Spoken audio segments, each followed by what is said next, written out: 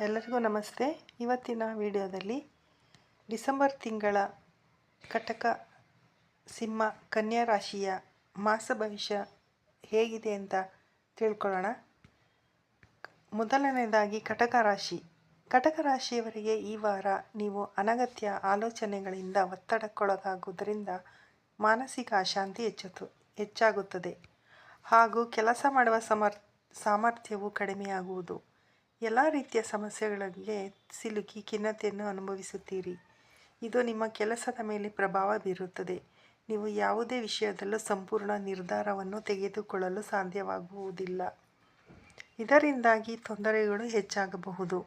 ಯಾವುದೇ ಕೆಲಸವನ್ನು ಬುದ್ಧಿವಂತಿಕೆಯಿಂದ, ಜವಾಬ್ದಾರಿಯಿಂದ ಮಾಡಿದರೆ ಯಶಸ್ಸನ್ನು ಪಡೆಯಬಹುದು. ಕುಟುಂಬದಲ್ಲಿ ಕಲಹಗಳು ಕಾಣಿಸಿಕೊಳ್ಳಬಹುದು. ಆದ್ದರಿಂದ ಕುಟುಂಬದ ಸಮಸ್ಯೆಯನ್ನು ಬಗೆಹರಿಸಲು ಯತ್ನಿಸಿ. ಪ್ರೇಮಿಗಳಿಗೆ ಹೊರಗಡೆ ಸುತ್ತಾಡುವ ಅವಕಾಶ ಕಂಡುಬರುತ್ತದೆ.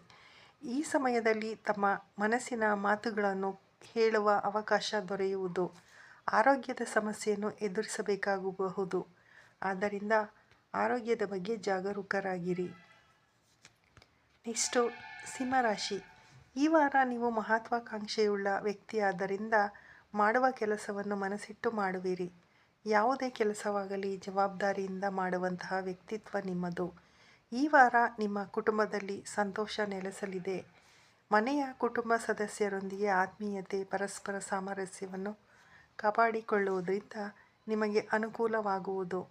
ಸಂಗಾತಿಗಳ ಮಧ್ಯೆ ಅನಗತ್ಯ ವಿವಾದವು ಸಂಭವಿಸಬಹುದು. ಪರಸ್ಪರ ಹೊಂದಾಣಿಕೆಯಿಂದ ಬರುವಂತಹ ಸಮಸ್ಯೆಗಳನ್ನು ನಿವಾರಿಸಬಹುದು. ದಾಂಪತ್ಯ ಜೀವನವು ಈ ತಿಂಗಳು ಉತ್ತಮವಾಗಿರಲಿದೆ. ಹಣಕಾಸಿನ ವ್ಯವಹಾರಗಳು ಈ ತಿಂಗಳಲ್ಲಿ ಲಾಭವಾಗಿ ಪರಿಣಮಿಸುತ್ತವೆ. ಆದರೆ ಹಣಕಾಸಿನ ವ್ಯವಹಾರದಲ್ಲಿ ಜಾಗರೂಕರಾಗಿರುವುದು ಒಳ್ಳೆಯದು. ಅನಗತ್ಯವಾಗಿ ಯಾರಿಗೂ ಸಾಲ ಕೊಡಬೇಡಿ. ನಿಮ್ಮ ವ್ಯವಹಾರದಲ್ಲಿ ಮಾತ್ರ ಹಣವನ್ನು ಹೂಡಿಕೆ ಮಾಡಿ. ಇದರಿಂದ ಆರ್ಥಿಕ ಸ್ಥಿತಿ ಬಲವಾಗುತ್ತದೆ. ಕೀಲು ನೋವು ಹಾಗೂ ಮೊಣಕಾಲು ನೋವು ಕಂಡುಬರಬಹುದು. ನೆಕ್ಸ್ಟು ಕನ್ಯಾ ರಾಶಿ. ಈ ವಾರ ಕುಟುಂಬದ ಎಲ್ಲ ಸದಸ್ಯರೊಂದಿಗೆ ಸಮಾನವಾಗಿ ಬೆರೆಯುವಿರಿ ಹಾಗೂ ಪರಸ್ಪರ ಸಹಾನುಭೂತಿಯನ್ನು ಹೊಂದಲಿದ್ದೀರಿ. ಕುಟುಂಬದಲ್ಲಿ ಒಬ್ಬರಿಗೊಬ್ಬರು ಹೊಂದಾಣಿಕೆ ಇದ್ದಲ್ಲಿ ಮಾತ್ರ ಶಾಂತಿ ಕಾಣಬಹುದು. ಇಲ್ಲದಿದ್ದರೆ ಅನಗತ್ಯ ವಿವಾದಗಳು ಉಂಟಾಗುತ್ತದೆ. ಏಕೆಂದರೆ ಶನಿ ಮತ್ತು ಕೇತು ಧನಸ್ಸು ರಾಶಿಗೆ ಸಂಚಾರ ಮಾಡುವುದರಿಂದ ಕೌಟುಂಬಿಕ ಸಮಸ್ಯೆಗಳು ಉದ್ಭವಿಸಬಹುದು. ಸ್ನೇಹಿತರೊಂದಿಗೆ ವಿವಾದಗಳು ಸಂಭವಿಸಬಹುದು. ಇದರಿಂದಾಗಿ ಸ್ನೇಹಿತರು ನಿಮ್ಮಿಂದ ದೂರವಾಗಬಹುದು. ಸಂಗಾತಿಯೊಂದಿಗೆ ಉತ್ತಮ ಬಾಂಧವ್ಯವನ್ನು ಬೆಳೆಸಿಕೊಳ್ಳಿ. ಇಲ್ಲದಿದ್ದರೆ ಅತ್ತೆ ಮನೆಯವರೊಂದಿಗೆ ಕಲಹವು ಹೆಚ್ಚಾಗಬಹುದು. ಈ ತಿಂಗಳಲ್ಲಿ ನಿಮ್ಮ ಆರ್ಥಿಕ ಪರಿಸ್ಥಿತಿಯು ಬಲವಾಗಿರುತ್ತದೆ. ನೀವು ಮಾಡುವಂತಹ ಕೆಲಸದಲ್ಲಿ ಯಶಸ್ಸನ್ನು ಸಾಧಿಸುವಿರಿ.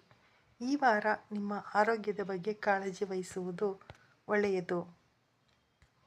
Thank you.